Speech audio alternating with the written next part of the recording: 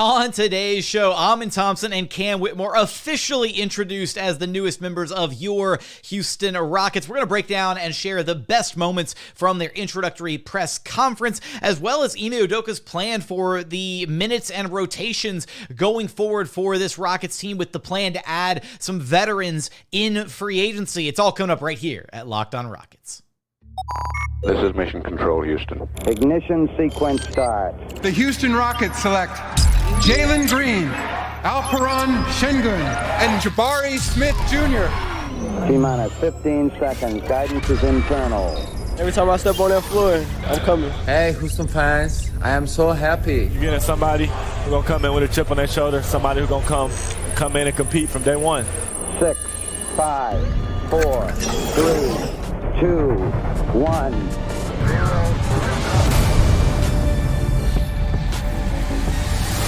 What's up, and welcome to another edition of Locked On Rockets, your daily podcast home for everything Houston Rockets basketball. As always, I'm your host, Jackson Gatlin, native Houstonian and credentialed media member. I'm also the host of Locked On NBA Mondays. Be sure to follow along on Twitter at JT Gatlin, and the show, of course, at Locked On Rockets, free and available wherever you listen to your podcasts, including YouTube. Go to YouTube, search Locked On Rockets. Be sure to like, comment, subscribe, all that good stuff. Let me know in the YouTube comments your favorite moment from the Ime Thompson, Cam Whitmore introductory press conference. We're going to roll through some of the best moments here on today's show.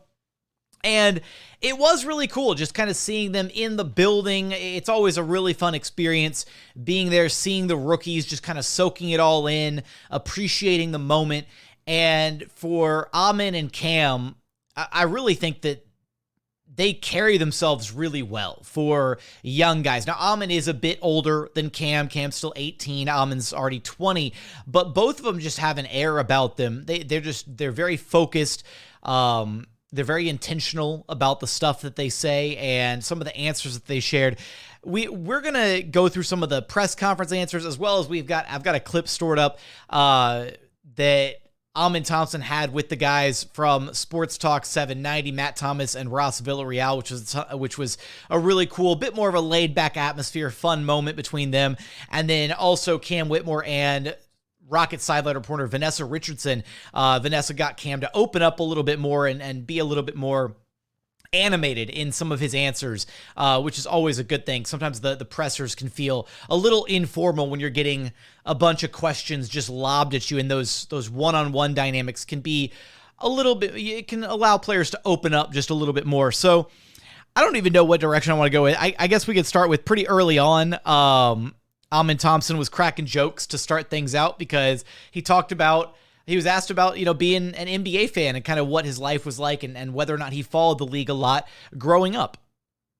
Yeah, I always grew up watching basketball. I had league pass every year. It's a little overpriced, but I really like to watch SGA and just athletic guards like that.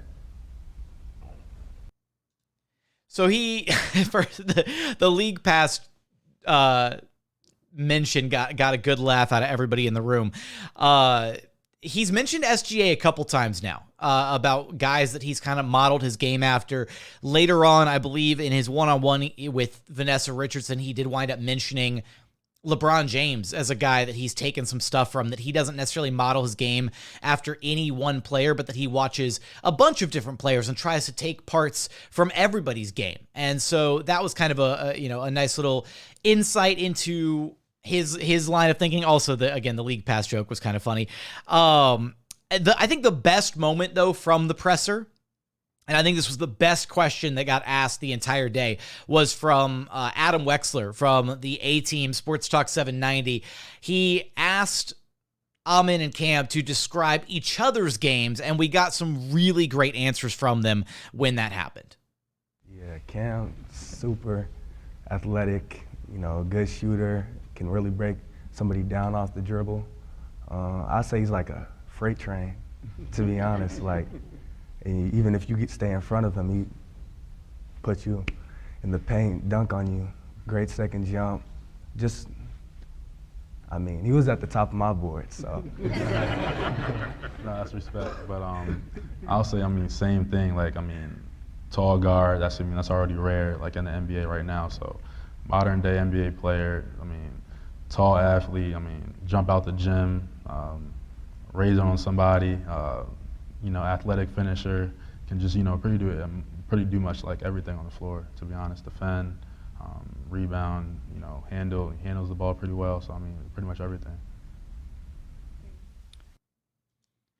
It was cool seeing Cam kind of, smile to himself as Ime was describing his game and really kind of gassing him up.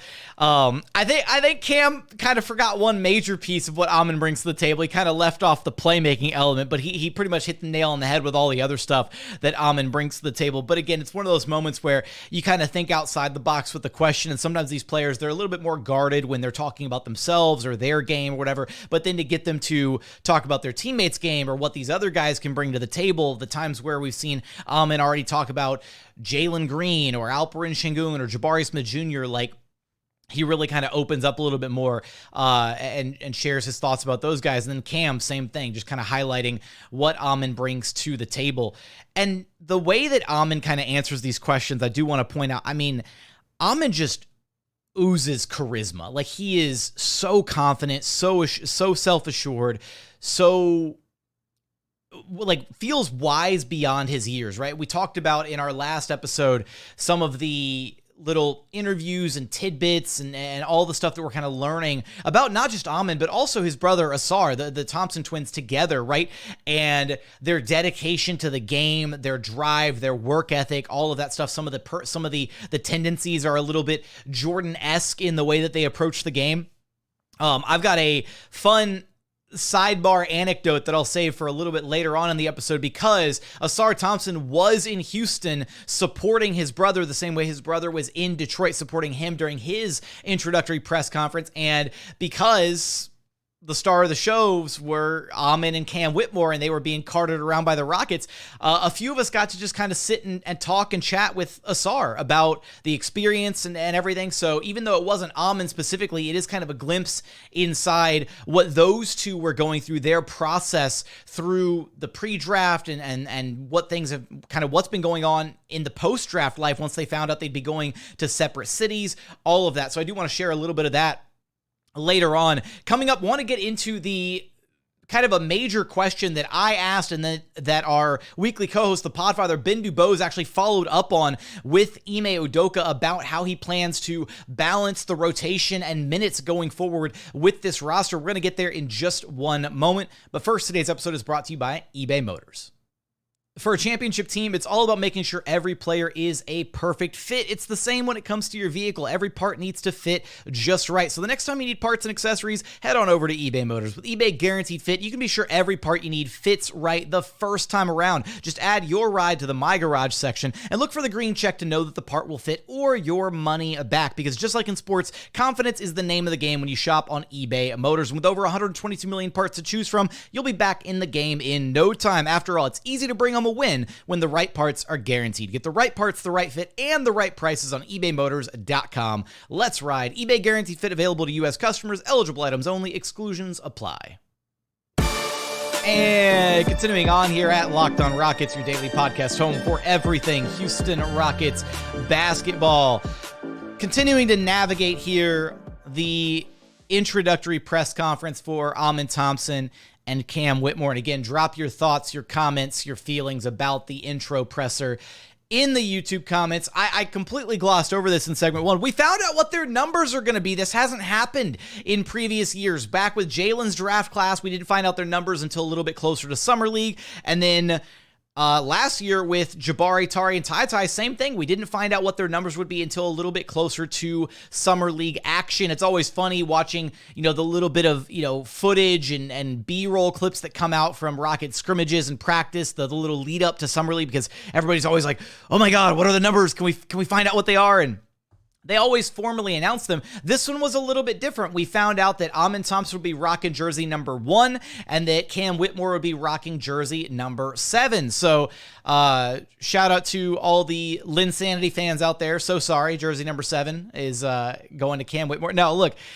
those are some great jersey numbers. It was weird, right? Because usually they throw the draft class year on the back of the jerseys and they postpone the jersey numbers, the pictures, the hype photos, all that until a little bit later on. But it is cool knowing that they'll be wearing number 1 and number 7. And that also, Ime rocking jersey number 1 does play into a little bit of my Ausar Thompson anecdote for a little bit later on in the show. So stick around for that. But let's go ahead and dive in, because I think the main question that I had and that I wanted to be able to ask was how the Rockets plan on balancing this roster, right? They've got so many young players now. They want to add veterans in free agency. What are things going to look like moving forward? So I actually asked basically that question, and then Ben Dubose, our weekly co-host, the Podfather himself, followed up essentially on that question, and we got a little bit of insight from Ime Udoka on how he plans to approach things moving forward. The desire to add some veterans to this roster via free agency has been kind of a recurring theme. How do you plan to balance having now 9 recent first-round draft picks in addition to the veterans that you'd like to add this offseason? And what do these 2 young men bring to the team as far as the culture that you want to try to establish here in Houston? Yeah, I think it's obviously an advantage for us to add some veterans, and having the cap space allows us to do that. So we want to find the right mix of veterans, not a certain type of guy. We're looking at every position, but we also want to have guys that have professionalism, be good examples for our young guys. But we also feel like the young guys that we have and the guys that are coming back have been here, 2, 3, 4 years now. And although they're young in age, they have a lot of experience. These guys have been on big stages as well. So the intangibles that they bring, we just want to add to the team. The athleticism is kind of across the board, and we want to add the right veterans to kind of nurture these guys as well as myself. Rafael, you've looked at this offseason as moving from phase 1 to phase 2 in the rebuild. During phase 1, your top rookies, Jalen Green, Jabari Smith Jr., basically played 30 minutes per game immediately. How much does that change, if at all, now that you're going to phase 2 with more of an emphasis on winning next season? I think you mispronounced Ime's name. Oh, Ime Udoka. No, I'm just saying that's a question for him, not me. So he gets to, I try and find him, and then I hand him over, and it is his job to allocate who plays and how. I mean, to answer your question, to your point, a lot of time and positions and, those things have been given, so to speak, with the young guys. It'll be changes now, like you said, phase 2, we're adding some more young pieces, but also adding the veterans. So I think just that alone will kind of raise the level of competition. Nothing is handed out anymore, as well as myself and the new staff coming in. We've kind of stressed that to the guys. And so for us, it's just adding the right pieces, raising the whole level of the organization. I think those veterans will help, but we love the young, talented guys, and it's a balance. It might not be the starter or the finisher. It's how can we balance the lineups out with the guys we add, and some guys will play different roles than they have been, but I think we have high character guys that are all used to winning and trying to get on that level, and so they'll do what they have to do to sacrifice for the team. But it is phase 2, and we're looking forward to taking the big step. Okay, 2 very important takeaways from here. First off, shout out to Ben for being able to follow up on top of my question, because Ime kind of skirted around the answer and we got not such a great answer. But I think by having those 2 questions kind of back to back, it kind of forced more of an answer out of Ime on that one. Also, shout out to Rafael for just that joke almost didn't land, where he's like, I think you pronounced Ime, and then he had to explain the joke. Just kind of ridiculous. It's funny, but all right. So 2 very important things from what Ime Udoka said. The first of which being nothing is given anymore, right? Nothing is handed out anymore. He highlighted, yes, with, the previous iterations of this teams, certain guys were just given their minutes, right? So he highlights nothing is given, nothing's handed out anymore. That's an important note, right? That going forward, everybody on this roster will have to earn their keep, right? And I think that plays into the idea of them wanting to add the veteran pieces this offseason, right? Adding multiple veteran names. It's not just about bringing in one big name guy who's going to command the locker room or change the way this team plays. Again, that's why I've cooled on James Harden for quite a while. All signs are pointing towards James Harden going back to the 76ers. And even then, again, committing all that money to one guy, it kind of changes everything about how you approach the game. Whereas bringing in 2, 3, maybe even 4 stable, high-quality veterans, guys with playoff experience, guys who have won or have at least competed at the highest level, that forces all the young guys to really take a look around and be like, oh, damn, like, I might actually lose my spot in the rotation. I might get beat out for my spot by somebody else because I'm the number 2 overall pick, and it doesn't mean that I'm going to get, 30-plus minutes a night, or I'm the number 3 overall pick, or I'm the number 4 overall pick. That's not how this is going to be done anymore. Everybody is going to have to fight to earn their spot in the rotation, and this has been an argument that we've brought up for a long time, right? Basically, every player throughout the majority of this past season for the Rockets was just given their spot in the rotation. Kevin Porter Jr. was just gift-wrapped the point guard position on the Rockets. Jalen Green was just gift-wrapped the starting 2-guard position. Eric Gordon was basically shoehorned into the starting 3 position because he was going to start regardless, and even though it wasn't the best fit, that's basically all they could do with him while he was still here. Jabari Smith Jr. was gift-wrapped the starting 4 position. The only guy who wasn't really just gift-wrapped his spot was Alperen Sengun, who had to really fight and earn that spot, and even then, he was the only guy who wasn't always just given his minutes like blanket, here's your minutes, have fun. He was on, minutes restrictions. He'd get benched sometimes, like all that stuff. He was the only starter that wasn't just given his minutes outright.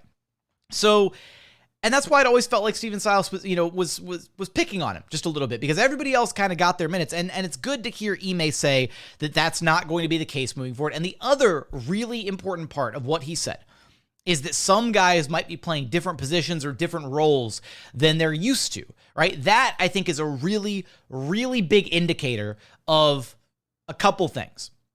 I think the biggest one that it points to is probably Kevin Porter Jr., right? KPJ has been the point guard for the past 2 years. I do not think that's what we're going to see under Ime Udoka. I do not think KPJ is going to be the starting point guard next season. I don't even know if he's guaranteed a starting spot next season. And if I had to bet, I would say he's probably either going to be the 6th man off the bench or he's going to be a 3 on this team, a wing essentially, or basically playing like back to his, original position of a 2/3. I think that's what that quote means from Ime, is that guys are going to be, he talks about guys playing different positions than they're used to.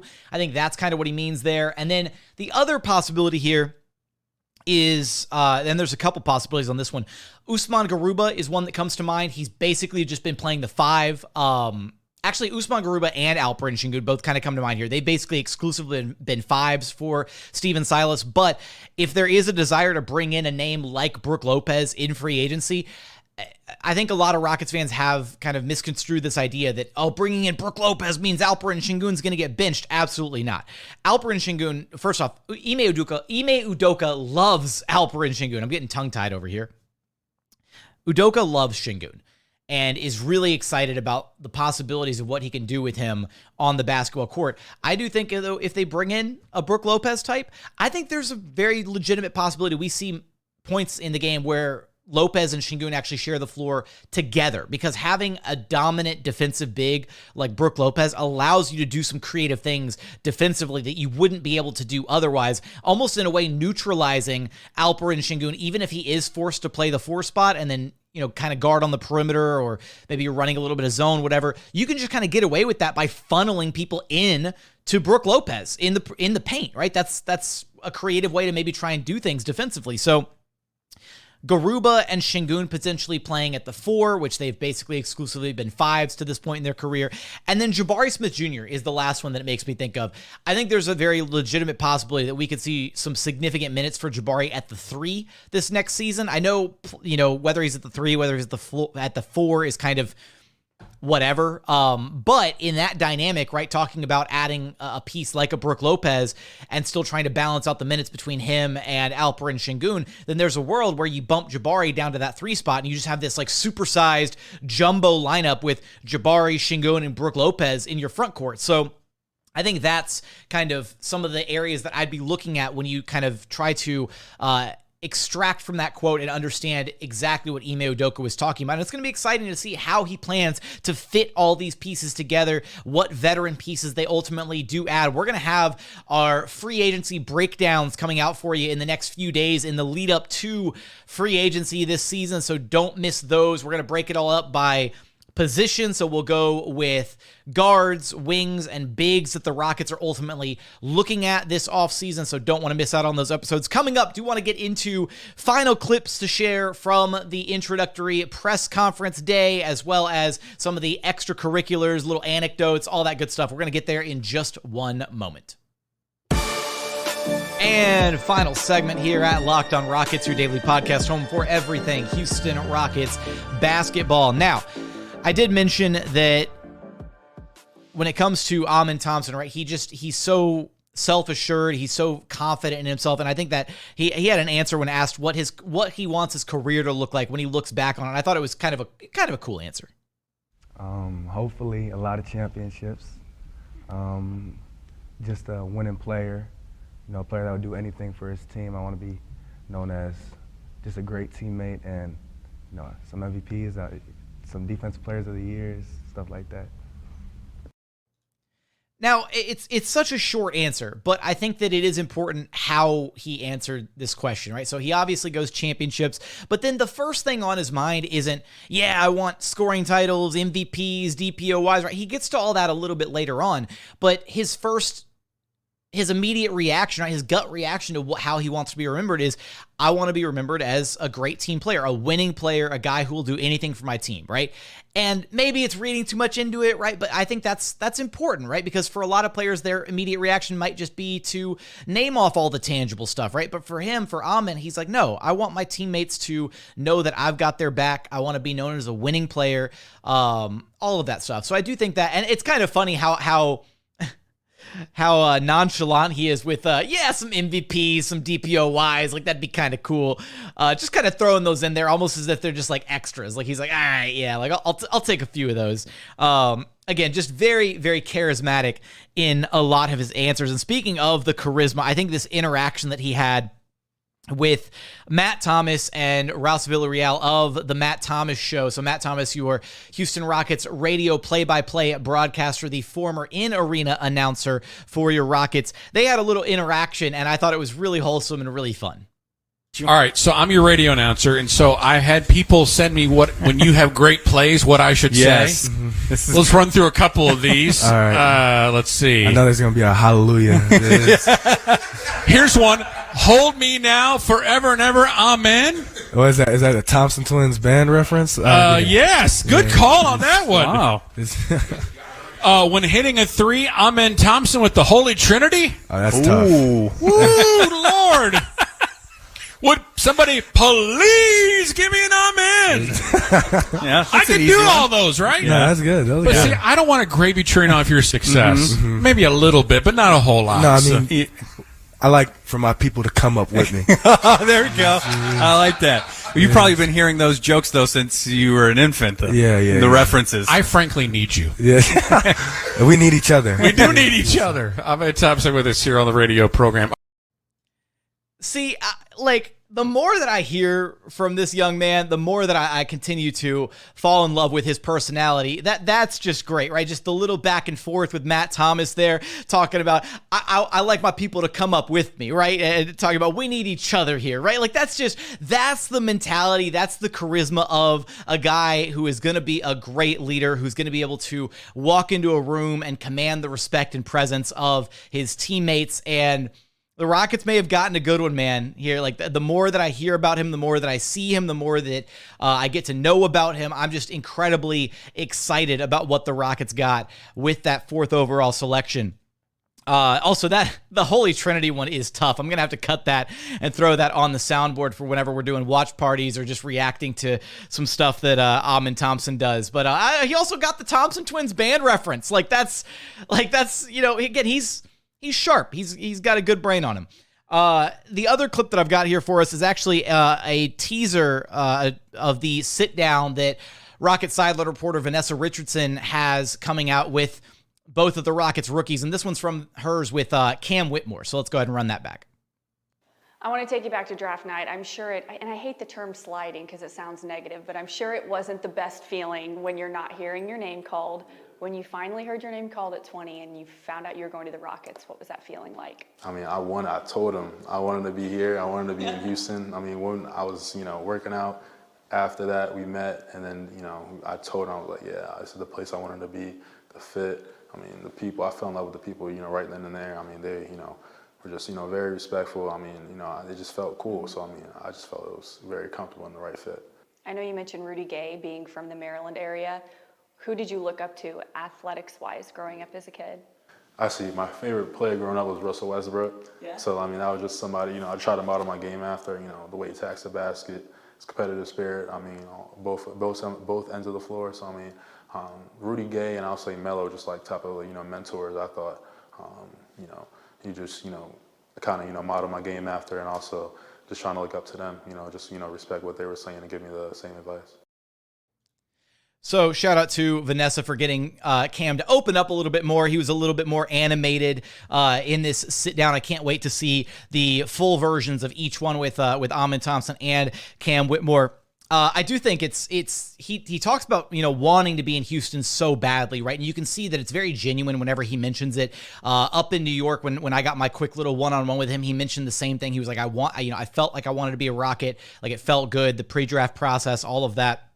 And that being in Houston kind of is what ultimately, you know, helped seal that, right? He got, you know, the Rockets got a really good look at him. He got a really good look at everybody here in Houston, getting to know everybody. Everybody seemed really cool. And then he wanted to be in Houston. And then I will say, he told me the Russ thing too. He wasn't quite as descriptive when he mentioned Russ to me, because I did ask him, you know, who he modeled his game after, and he did mention Russell Westbrook. He was a little bit more descriptive when he mentioned it to Vanessa, also including, you know, Rudy Gay, Melo as some of the people that he's looked up to, tried to, you know, take their advice, that kind of thing. I left out the Russell Westbrook one though, because I know Rockets fans feel a certain kind of way about Russ. So I was like, you know what, let's not put that one out there. But it's out there now with Vanessa's one-on-one. So there's that.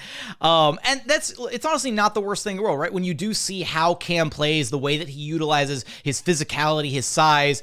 We saw Amin call him a freight train earlier in the episode, right? That's exactly how he plays, right? He's got that intensity to his game, and he's got that physicality where he is going to outwork you at times, regardless of how good a defender you are, right? As soon as he gets his shoulders past you, he's got the explosiveness, the size, the athleticism to get past you, still finish in and around the rim, absorb contact, all that stuff. So it is very reminiscent of some of how Russell Westbrook plays, but not completely, right? Because they both, stylistically, I do think there are some really substantial differences in their game, namely that Cam is going to be playing as a wing player versus Russ, who was, you know, a guard and playing, you know, very much on the ball and very ball dominant for his career. So I do think that is the standout there. Now, last thing I've got for us here, and this kind of bleeds into Ime Thompson a little bit, just because he and his brother are so similar in how they approach things, but had the chance to kind of catch up with Ausar Thompson off on the side as families were discussing and talking while the rookies were being taken around doing all their photo op stuff and everything. And it was great getting to just, you know, talk to and congratulate the families of both players, all that. But chatting with Ausar, you know, he was talking about their numbers, namely, because he wound up picking jersey number 9 for the Pistons, and he actually was going into, he was like, man, it was, you know, Amin, he got to pick number 1, and he was like, he said that Amin didn't even know if he was actually going to stick with 1 because he's been 1 his entire career up to this point. And they weren't actually 100% sure if he was going to be able to get 1. And then they remembered and realized that Jabari Smith Jr. actually switched his jersey number from 1 to 10 now that Eric Gordon is no longer on the Rockets. So, you know, Amin was talking about it, man, it was just like you know, right after getting picked, like we had to sit down and you know, the Pistons gave him like a list of numbers that he was able to choose. And Jalen Duren is actually wearing his number 0. And it's because Cade Cunningham is wearing Jalen's actual number 2 that he used to wear. So there's like some like domino effect stuff that has to happen for him to ever get jersey number 0. And then we were talking about it, and he was like, and I don't want to wear 00. Like, that doesn't feel like, he was like, that feels like a mascot number at the end of the day. And I was like, yeah, I don't think anybody actually willingly wears 00. I feel like most guys have to wear 00 because somebody else has it. And then Ausar did this like Rain Man thing where he just immediately started listing off like every player in the NBA who's rocking 00 and why they're wearing 00. Like he went Benedict Mathurin with the, with Tyrese Halliburton on the Pacers, Scoot Henderson's wearing 00 on the Blazers because Dame's already got 0. Like he was just going through it. And I know it wasn't Amen, but obviously they're so connected and so close to each other and they've been brought up like this is like that type of, they're just, Amen and Asar are like basketball junkies. They're like hoops nerds that are 6'7" and like, spent their lives like browsing Basketball Reference and like consuming the NBA and understanding the game and all this, but they're like actual athletes. It's the funniest thing. Like seeing them just kind of like go through all of this and just understand. I don't know. It's such a small thing, but it really kind of stood out. It was like, man, like there's a lot that kind of went into this. And it just gives me kind of a finer appreciation for how much homework they've done, clearly how much they've exposed themselves to the game and how much NBA they've really consumed. And then when you hear them, when you hear Amen talk about, again, how he wants to be remembered, what he wants to be remembered for, all that stuff, and just his general approach to the game, I really do think the Rockets may have gotten a good one here. And it's going to be really exciting to watch his career develop here with the Houston Rockets. And same thing for Cam Whitmore. And we're going to have Vegas Summer League right around the corner to watch both of those guys compete. It should be a ton of fun. I highly recommend checking out Summer League if you haven't done it yet. It's always a total blast. And again, we'll do some kind of a Rockets get together or something in Vegas Summer League. But for today's episode, that is going to do it. Give me your thoughts. Drop your thoughts, your comments from the introductory presser in the YouTube comments. Let me know your favorite moments, how you felt about Udoka's plan for the rotations moving forward, all that good stuff. But as always, thank you so much for watching. Thank you so much for listening, and we look forward to having you back right here at... Wait, what am I doing? I'm getting ahead of myself. I don't jump straight into that. What do I usually say first? Man, it's been a crazy few days. If you haven't done so yet, please consider subscribing wherever you listen to your podcast. That's Apple, Spotify, Google, the Odyssey app, free and available on all podcast platforms. And again, we're also available on YouTube. Go to YouTube, search Locked on Rockets. Be sure to like, comment, subscribe, all that good stuff. Now I get to this part, but as always, thank you so much for watching. Thank you so much for listening, and we look forward to having you back right here at Locked on Rockets, your daily podcast home for everything Houston Rockets basketball.